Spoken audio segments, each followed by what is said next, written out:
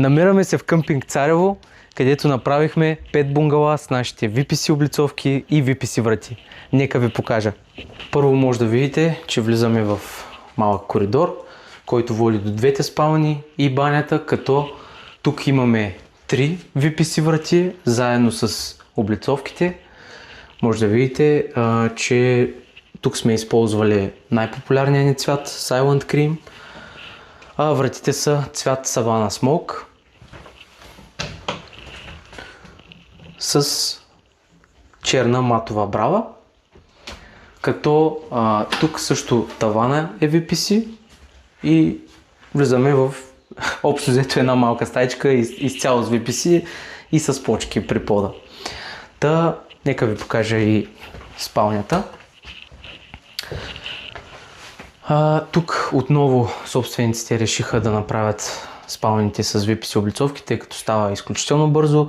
Бунгалата са с метална конструкция и изключително лесно монтираха облицовките върху металната конструкция. Ще покажем и снимки, като тавана е отново с VPC облицовки.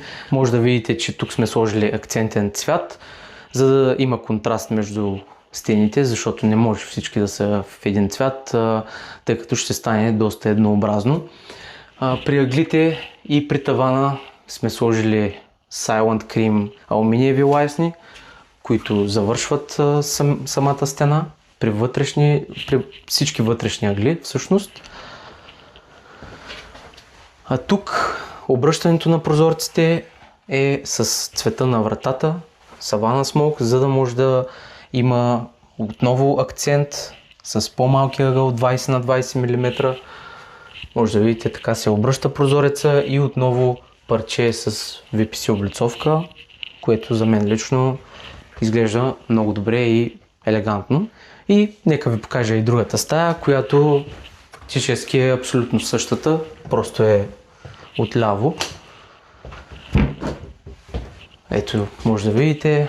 Собственика сподели, че е изключително доволен от изолацията на самите бунгала, защото са направени с метална конструкция, но са изолирани по правилен начин с фиброцемент, външна изолация и мазилка отвън стандартна, като отвътре преди VPC облицовките има и каменна вата, а те са финалния слой, като споделял съм и в предни наши видеа, че VPC облицовките не са плътни, те имат камерна структура, което придава още един слой изолация, тъй като има въздух в тях, а знаете, от въздуха понякога по-добра изолация няма, както при стъклопакетите, при дограмите.